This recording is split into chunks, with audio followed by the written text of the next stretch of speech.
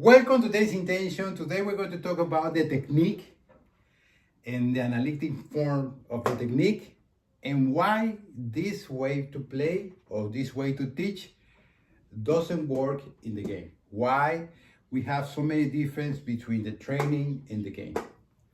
Why the player cannot do exactly what they do in the training in the game.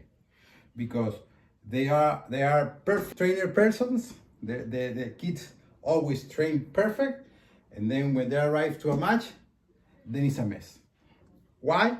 Because we always said the technique, right, is something that happen with the movement.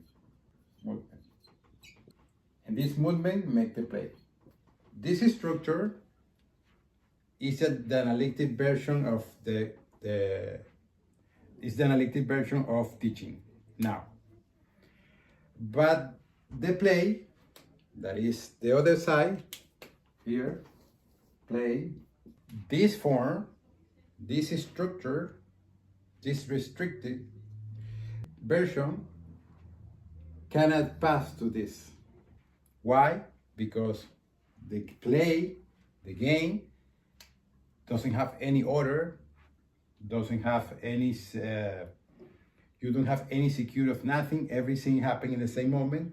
So this structure doesn't fit in this form that is the play. So what we can do to do training and play as a main system. Let's explain here. I'm going to, normally in the training, we are here, the core, right? We train things like you have to hit the ball here, and then the point can start, for example. This one is a good version to start, but there are things that we have to pay attention. We have to achieve a goal. So if the ball goes straight, it's not enough. The ball has to go straight in a specific point. If the ball doesn't go to this specific ball, then the player has to start again. Or he has to get the ball, put in the basket, and go back. With this one, now the player has more attention. Now it's different. Because he takes care of the responsibility of all the shots that he makes. If the shot doesn't go here, they have to go to find the ball and put it in the basket. For example, this is your treasure round. You can invent any version of this. So now we have attention. That is good. And the second thing is that when you say that he has to play here, right? Maybe you say that then here in this point, right?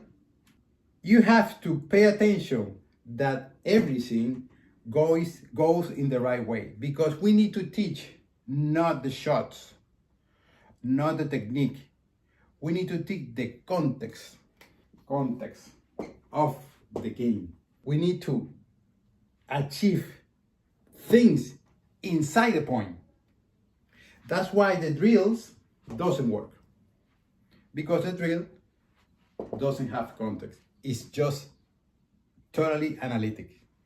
But when you train with specific points in the core, now it's different, because now the focus has to be completely. And if it's not happening, for example, they have to start again. So it's more important the context of the shot than the drills and the analytic form.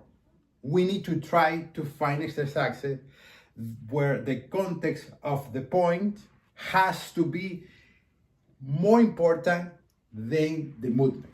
The movement is not important. The context of you are explaining in the core is important.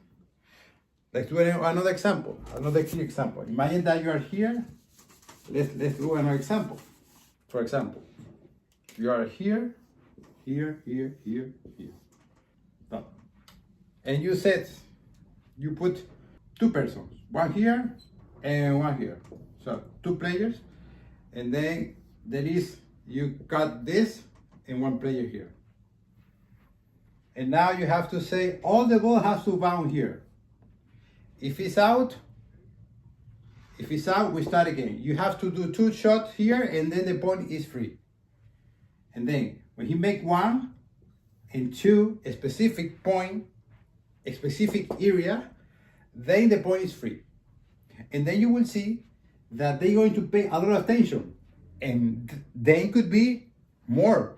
You do this, and then the number 3 ball has to go to the net, and then it's free. So here, this kind of exercises is more close to the game, because we have attention, right? That is good, and we need to do something clear. You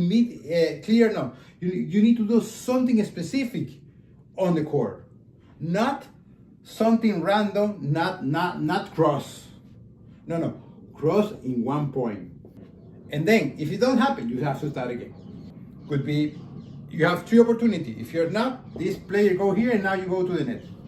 And now the person on the net try to catch the return. And if you didn't catch it, that is point for you, point for this one, right? Then you lose. Then both lose, and then this is the winner. So try to find a way to get a context into the practice, because then it's more clear. Then it's more alive. This one is aware. This one is aware. This one is doing this one. So as you see, there are a lot of goals into the court, like the match. In the match, we have to do a lot of things. We have to pay attention to a lot of things. And now, if you do like this, as you see, we have a lot of point of view and a lot of attention. That's what we need.